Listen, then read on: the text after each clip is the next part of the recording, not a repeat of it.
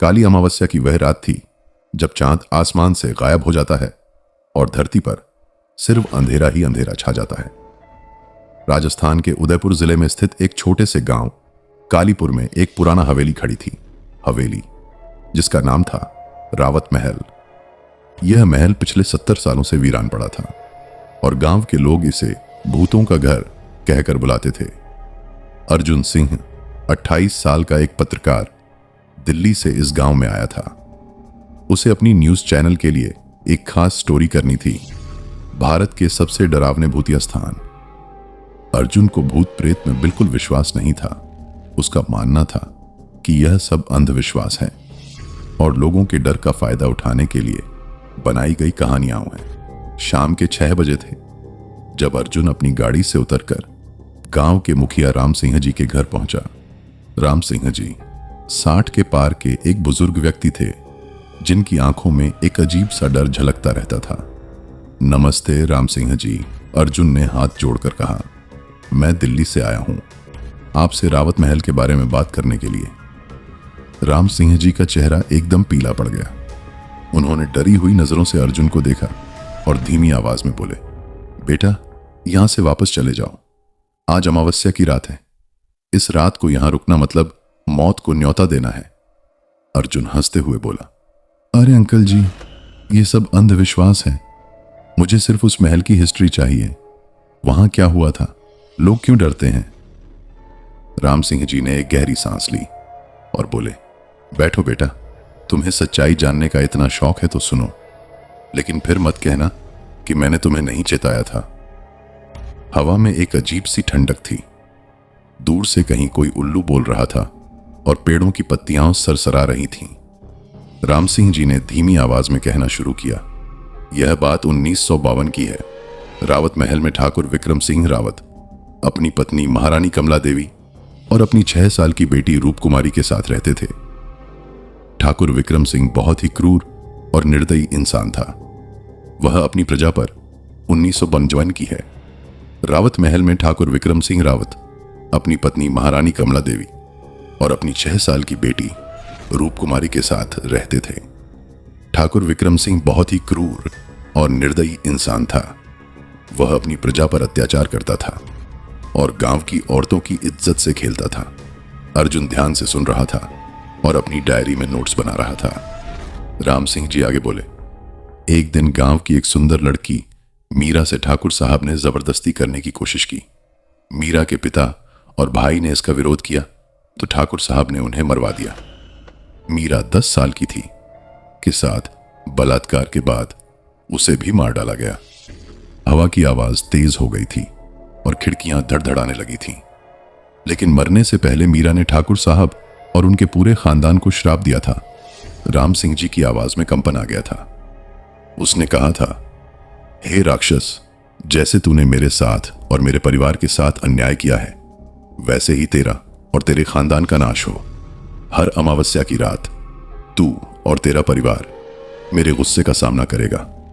तेरी मौत इतनी दर्दनाक होगी कि तेरी आत्मा को कभी शांति नहीं मिलेगी। अर्जुन को लगा कि हवा में कुछ अजीब सी आवाजें आ रही थीं। उसने अपने कान खड़े किए, लेकिन कुछ साफ सुनाई नहीं दिया। फिर क्या हुआ, अर्जुन ने पूछा। राम सिंह जी ने कांपते हुए हाथों से पानी पिया और बोले, उसी रात से अजीब चीजें होने लगीं। हवेली में रात को चीखने चिल्लाने की आवाजें आने लगीं। ठाकुर साहब को नींद में डरावने सपने आने लगे। महारानी कमला देवी ने कई बार बताया कि उन्हें रात को महल में एक औरत के रोने की आवाज सुनाई देती है। अचानक बिजली चली गई। चारों तरफ पूरा अंधेरा छा गया। राम सिंह जी जल्दी से एक मोमबत्ती जलाई। उस कमजोर रोशनी में उनका चेहरा और भी डरावना लग रहा था। यह भी कोई इत्तेफाक है, राम सिंह जी बुदबुदाए। जब भी कोई रावत महल की कहानी सुनता है ऐसा ही होता है। अर्जुन ने हंसकर कहा, अरे यह तो बस बिजली का फॉल्ट है। आगे बताइए क्या हुआ। 3 महीने बाद एक अमावस्या की रात को। राम सिंह जी की आवाज धीमी होती जा रही थी। पूरी हवेली से चीखने की आवाजें आईं। सुबह जब नौकरों ने हिम्मत करके अंदर झांका तो राम सिंह जी रुक गए। उनके चेहरे पर डर की गहरी एक लकीरें खींच गई थी। क्या देखा था उन्होंने? अर्जुन ने उत्सुकता से पूछा। ठाकुर विक्रम सिंह का शरीर दीवार से चिपका हुआ मिला था। उनकी आंखें फटी हुई थीं और चेहरे पर इतना डर था मानो उन्होंने कुछ बहुत ही भयानक देखा हो। महारानी कमला देवी मुंह के बल फर्श पर पड़ी थीं और उनकी पीठ पर खरोंच के निशान थे, ऐसे निशान जैसे किसी ने नाखूनों से उन्हें नोचा हो। मोमबत्ती की रोशनी हिल रही थी और साए दीवारों पर नाच रहे थे। और छोटी राजकुमारी रूपकुमारी? अर्जुन ने धीमी आवाज में पूछा। वह गायब थी, राम सिंह जी फुसफुसाए। उसे कहीं नहीं मिला। आज तक नहीं पता कि उसका क्या हुआ। कुछ लोग कहते हैं कि मीरा की आत्मा ने उसे अपने साथ ले लिया। कुछ कहते हैं कि वह अभी भी उस महल में भटकती रहती है। हवा की आवाज और तेज हो गई थी। दूर से कहीं एक बच्चे के रोने की आवाज आई। अर्जुन का दिल धड़कने लगा। यह आवाज कहां से आ रही है? अर्जुन ने पूछा। राम सिंह जी का चेहरा और भी पीला पड़ गया। यह रूप कुमारी की आवाज है। हर अमावस्या की रात को यह आवाज आती है। वह अपनी मां को पुकारती रहती है। अर्जुन को लगा कि यह सब उसके दिमाग का खेल है। वह एक तार्किक इंसान था और इन सब बातों पर विश्वास नहीं करता था। राम सिंह जी, यह सब आपका अंधविश्वास है, अर्जुन ने कहा। मैं आज रात उस महल में रुकूंगा और सच्चाई जानूंगा। राम सिंह जी एकदम से खड़े हो गए। नहीं बेटा, ऐसा मत करना। आज तक जो भी अमावस्या की रात उस महल में गया है वह वापस नहीं लौटा। पिछले साल दिल्ली से एक लड़का आया था, बिल्कुल तुम्हारी तरह। वह भी नहीं मानता था। अगली सुबह उसका शव मिला था। उसके चेहरे पर वही डर था जो ठाकुर साहब के चेहरे पर था। लेकिन अर्जुन का मन बन चुका था। उसे अपनी स्टोरी पूरी करनी थी। आप चिंता मत करिए, मैं सिर्फ एक रात रुकूंगा और कल सुबह वापस चला जाऊंगा। राम सिंह जी ने अंतिम कोशिश करते हुए कहा। अगर तुम्हारा जाना जरूरी है तो कम से कम यह गले में पहन लेना। उन्होंने अपने गले से एक काले धागे में बंधा एक तावीज निकाला। यह हमारे पुराने संत बाबा का दिया हुआ है, शायद तुम्हारी जान बच जाए। अर्जुन ने हिचकिचाते हुए तावीज पहन लिया। उसे लगा कि तावीज बर्फ की तरह ठंडा था। रात के 9 बजे थे जब अर्जुन अपनी गाड़ी से रावत महल की तरफ निकला। गांव के लोग अपने घरों में छुप गए थे और गलियां बिल्कुल वीरान थीं। सिर्फ उसकी गाड़ी की रोशनी ही अंधेरे को चीर रही थी। महल गांव से लगभग 2 किलोमीटर दूर एक पहाड़ी पर बना हुआ था। पक्का रास्ता सिर्फ आधे तक था, बाकी कच्चा और टूटा हुआ था। जैसे जैसे अर्जुन महल के पास पहुंच रहा था, हवा में एक अजीब सी बदबू आने लगी थी, जैसे कोई चीज सड़ रही हो। महल के मुख्य दरवाजे के सामने पहुंचकर अर्जुन ने गाड़ी रोकी। अपना कैमरा, फ्लैशलाइट और रिकॉर्डर लेकर वह बाहर निकला। महल की दीवारें टूटी हुई और बेरंग पड़ी थीं। जगह जगह बेलें चढ़ गई थीं और खिड़कियों के शीशे टूटे हुए थे। मुख्य दरवाजा आधा खुला था और उसे सीलन भरी हवा निकल रही थी। अर्जुन ने अपनी फ्लैशलाइट चालू की और धीरे धीरे अंदर कदम रखा। अंदर का दृश्य भयावह था। चारों तरफ मकड़ी के जाले लटक रहे थे। फर्श पर मोटी धूल की परत जमी हुई थी। दीवारों पर पुराने राजा महाराजाओं की तस्वीरें लटकी हुई थीं, लेकिन समय के साथ वे धुंधली और डरावनी हो गई थीं। अर्जुन ने अपना कैमरा चालू किया और रिकॉर्डिंग शुरू की। यह है रावत महल। आज मैं यहां सच्चाई जानने के लिए आया हूं। देखते हैं कि यहां वाकई में कुछ असामान्य है या यह सिर्फ लोगों का भ्रम है। वह धीरे धीरे महल के अंदरूनी हिस्से की तरफ बढ़ा। उसके कदमों की आवाज गूंज रही थी और कहीं दूर से पानी टपकने की आवाज आ रही थी। मुख्य हॉल बहुत बड़ा था। बीच में एक विशाल झाड़फानूस लटक रहा था जो अब टूट चुका था। अर्जुन जब अपनी फ्लैशलाइट की रोशनी दीवारों पर डाल रहा था तो उसे एक चीज अजीब लगी। दीवार पर कुछ निशान थे, ऐसे निशान जैसे किसी ने नाखूनों से खरोंचे हों। यह निशान काफी दिलचस्प है, अर्जुन ने अपने कैमरे से कहा। शायद यहां कोई जंगली जानवर रहा हो। अचानक उसे कहीं से एक आवाज सुनाई दी। यह एक औरत के रोने की आवाज थी। आवाज बहुत धीमी थी लेकिन साफ सुनाई दे रही थी। अर्जुन रुक गया। उसका दिल तेजी से धड़कने लगा। यह सिर्फ हवा की आवाज है, वह अपने आप से बुदबुदाया। लेकिन आवाज फिर आई, इस बार और साफ। ऐसा लग रहा था जैसे कोई औरत बहुत दर्द से रो रही हो। अर्जुन ने हिम्मत जुटाकर आवाज की दिशा में अपनी फ्लैशलाइट की रोशनी डाली। सामने एक लंबा गलियारा था जो महल के अंदरूनी कमरों में जाता था।